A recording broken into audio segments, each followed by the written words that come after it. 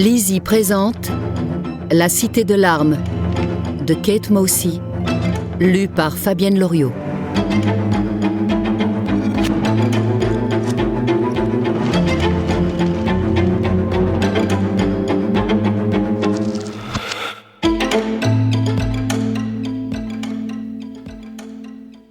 Comme toujours, à mes chers Greg, Martha et Félix, ainsi qu'au très regretté Peter Clayton.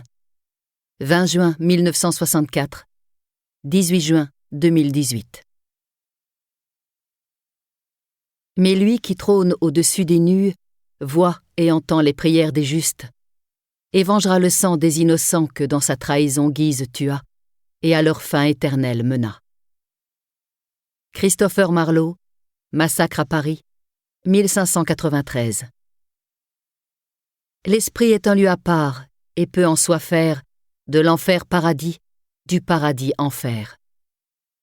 John Milton, Le paradis perdu, livre 1, 1667.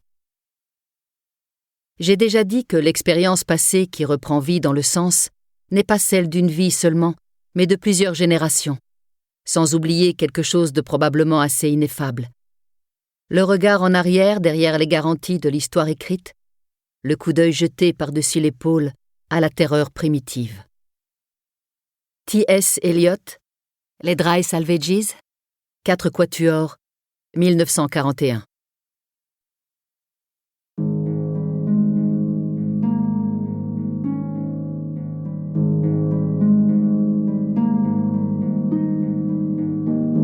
Prologue.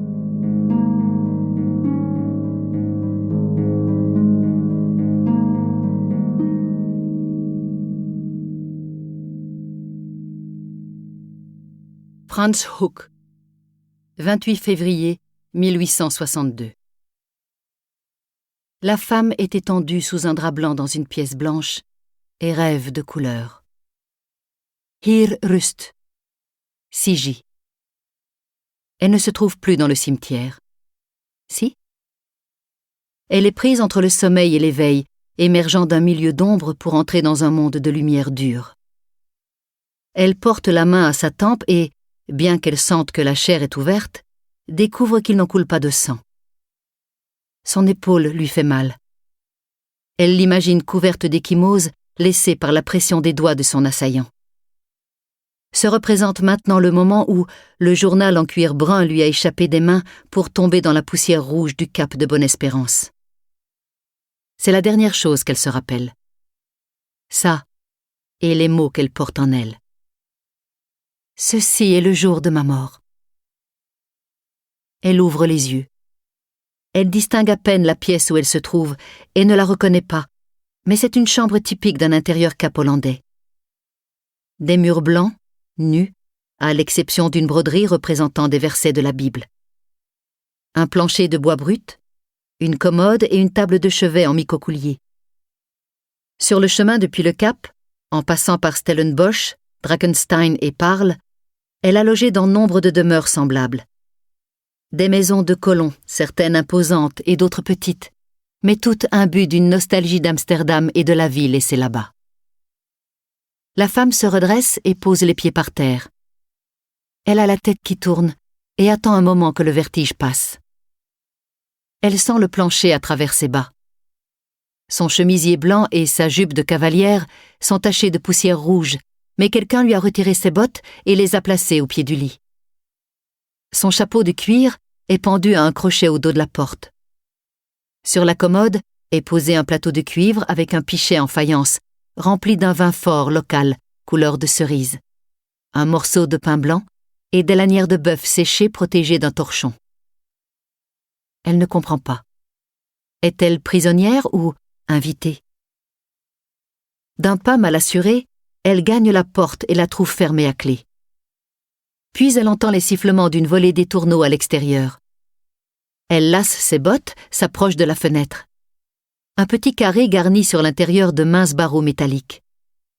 Pour la retenir ou en empêcher d'autres d'entrer. Elle passe la main à travers les barreaux et ouvre la fenêtre d'une poussée. Le ciel au crépuscule est le même au Cap que dans le Languedoc. Blanc, avec un lavis rosé alors que le soleil se couche derrière les montagnes. La femme peut voir la chapelle au sommet de la ville, encore un petit édifice blanc dans le style capolandais, avec un toit de chaume et des fenêtres en ogive de part et d'autre de la porte voûtée. Depuis que la nouvelle église a ouvert ses portes à la congrégation protestante quelques années plus tôt, celle-ci sert d'école. Sa vue donne de l'espoir à la femme. Au moins, est-elle toujours dans la ville. S'il avait l'intention de la tuer, il l'aurait sûrement emmenée là-bas dans les montagnes, loin des regards indiscrets. Elle distingue également les vergers, aux branches alourdies de quetch et de prunes de Damas, de poires safran et de pommes sucrées. Au cours des dernières semaines, elle a appris à identifier chaque variété et les fermiers qui les cultivent. Les Hugo et les Homan, les De Villiers et les descendants des Dutoit. Maintenant, elle peut entendre les voix chantantes de fillettes en train de sauter à la corde. Un mélange de hollandais et d'anglais sans français, le résultat d'années de lutte pour prendre le contrôle de cette terre volée. Le Cap est redevenu une colonie britannique et la rue principale de Franschhoek a été renommée Victoria Street en l'honneur de la reine anglaise. Un peu plus loin, la triste mélopée des hommes rentrant des champs. Une autre langue qu'elle ne reconnaît pas. Son soulagement est de courte durée. Il cède rapidement place au chagrin devant la perte du journal, de la carte, du précieux testament qui était dans sa famille depuis des centaines d'années. Bien que le journal ne soit plus en sa possession, elle en connaît chaque mot par cœur. Elle connaît chaque pliure de la carte, chaque terme et disposition du testament. Alors qu'elle attend et attend encore en regardant la lumière s'estomper lentement dans le ciel, elle croit entendre la voix de ses ancêtres l'appeler à travers les siècles. Château de Puyvert. Samedi 3 mai, en l'an de grâce du Seigneur. Nous espérons que vous avez apprécié cet aperçu. Pour continuer à écouter ce livre audio sur Google Play Livres, utilisez le lien dans la description de la vidéo.